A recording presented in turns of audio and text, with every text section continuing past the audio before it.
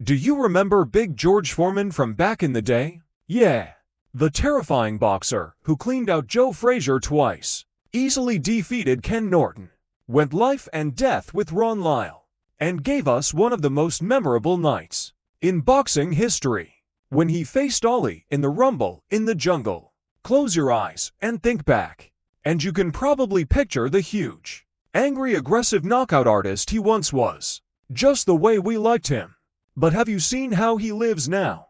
If you followed him back then, it will be an upsetting sight, because the way George Foreman lives now at 75 is sad. We all remember what George Foreman was like in his prime, right? But for those whose memories have grown hazy, let's do a brief recap. Foreman grew up in Houston, Texas, raised by his mother and her husband J.D. Foreman, whose name he took because his biological father was not around. Early on he turned to crime, operating as a mugger from the age of 15. Judging by the intimidating man he became, he was not the kind of kid you'd want to get jumped by, even at that age. But then at 16, he decided to turn his life around and began to learn carpentry and bricklaying. At around this time he also took up boxing, and as a big, powerful teenager, he quickly discovered that punching people was something he had a special talent for. He was selected to represent the USA at the Olympics, taking gold in Mexico City in 1968. What a fight he is waging! All the Russian is being beaten all over the ring. He appears to this reporter to have had enough. Referee stops contest. George Foreman is the winner of the gold medal in the heavyweight competition. In achievement, he still counts as his greatest, despite the many notable moments his professional career would produce. With an amateur record of 22-4, Foreman turned pro at 20, fighting and winning 25 times in his first 2 years. Winner George Foreman. Hard to imagine such numbers today, isn't it? But that's how it used to be. All but 3 of those victories came by way of knockout, and Foreman was already establishing a reputation as a huge puncher after collecting 37 wins and no losses. At age 24, Foreman went to Kingston, Jamaica to fight Joe Frazier, becoming heavyweight champ by obliterating him in just 2 rounds. He then successfully defended his title twice, including against Ken Norton. Next up was Muhammad Ali, and the legendary Rumble in the Jungle that took place in Kinshasa, Zaire, now the Democratic Republic of the Congo. Both Frazier and Norton, he had recently defeated Ali, so Foreman went into the Rumble as favorite. In fact, with Ali supposedly already past his best and forearm knocking people out for fun, many were actually fearful for Ali's safety and even his life going into the bout. But every fight fan knows what happened next. Ali used his rope-a-dope tactics to wear Foreman out before sending him crashing to the canvas due to fatigue, as much as through the force of his punches. In the 8th, so after a reign of just 2 defenses, Foreman had lost his crown, and things started to go downhill from there. Foreman took his first loss badly, and it seriously damaged his ego and self-belief. To regain the spotlight, and perhaps also to convince himself that his KO power hadn't left him, he organized an exhibition bout where he would face 5 fighters on the same night. The gimmick backfired, however, and he ended up being booed out of the ring when he was too exhausted to finish his last 2 opponents. There were still some highs left in his boxing career, though, and one came when he returned to the professional ring over a year after his loss to Ali to face Ron Lyle. Lyle's punching power was on the same level as Foreman's, and the ensuing slugfest between the pair won Ring Magazine's Fight of the Year. The 4th round, in which first Foreman, then Lyle, then Foreman again hit the canvas, was named Round of the Year.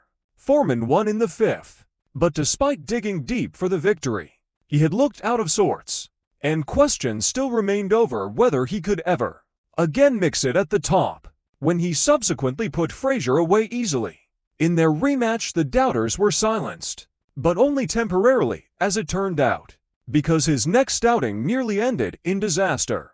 Fighting Jimmy Young in Puerto Rico, Foreman underestimated his opponent and only arrived on the island one day before the bout. Without time to acclimatize, Foreman put in a subpar performance, eventually losing by unanimous points decision. In the changing room after the fight, he then collapsed from exhaustion and dehydration, causing him to have a near-death experience. He later recounted how close to death he began to pray to God, despite never previously having been a religious man. They looked at me, and I started screaming, and haven't stopped since. Jesus Christ has come alive in me. He promised to donate his prize money to charity, but he says he then heard a voice telling him, "I don't want your money, I want you." Foreman regained consciousness, but was a changed man. And after the fight, he retired from boxing. Of course, he famously came back at the age of 38, after a decade out of the ring. He then recaptured his heavyweight crown at the third time of asking, just shy of his 46th birthday, becoming the oldest heavyweight world champion in history. Rumors have since swirled that his then promoter, Bob Arum, was involved in underhand dealings, and that he allegedly bribed the IBF to massage their rankings and deliver him his shots at the title. However, at 45, he still did it at an older age than anyone else ever has, so we have to give him his flowers for that. But that was it, and after 3 successful defenses, he lost his final bout against Shannon Briggs and hung them up for good. His final professional record stood at 76-5, with 68 knockouts. So what's become of Foreman now? After his loss to Young and subsequent near-death experience, he underwent a major personality change. In his younger days, he had been one of the most feared fighters on the planet, an angry, sullen, aloof, and arrogant man that other boxers dreaded facing, and journalists shied away from interviewing. But afterwards, he became a much happier, talkative, and even jovial man who was fun to be around. A far cry from the menacing figure who had once made his name putting people to sleep in the 70s. Sure, for a while during his comeback, he still possessed knockout power in his fists, but the terrifying Big George of old had gone forever. Nowadays, at 75, he comes across as a jolly, grandfatherly figure, an idea the younger George Foreman would have met with a derisive smirk when he was growling and snarling his way up the boxing rankings, knocking out everyone in his way. Having found God, he became a pastor, and now leads church services several times a week. So as you can see, he has truly abandoned the hard man image that wants to find him. Instead, he has transformed himself into a much more approachable, mellow character in his old age. Worse still, for sports fans of a certain age, Foreman isn't remembered for any of his boxing feats. His wins against Frazier and Norton are no longer celebrated. The Rumble in the Jungle is ancient history, and his battle with Lyle isn't even mentioned anymore.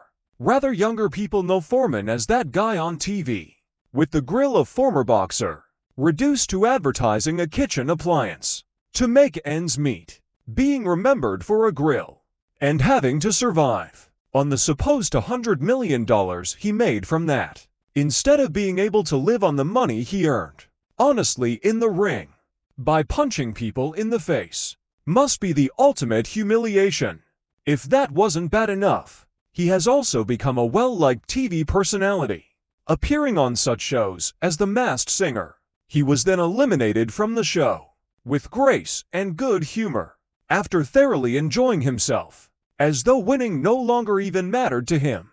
He now lives with his 5th wife and has 12 children from his various marriages. He named all of his sons George, so at least he won't have any problems remembering their names. He still sometimes goes into the gym to hit a bag. Even at his age, what an undignified spectacle. An old man in his 70s mixing with younger athletes and trying to stay in shape when he should be at home with a pipe in his slippers. In all seriousness, in recent years, 2 women have come forward to accuse him of sexual abuse when he was a young man, and they were minors back in the 70s. Foreman strenuously denies these accusations, claiming the charges are nothing but an attempt at extortion.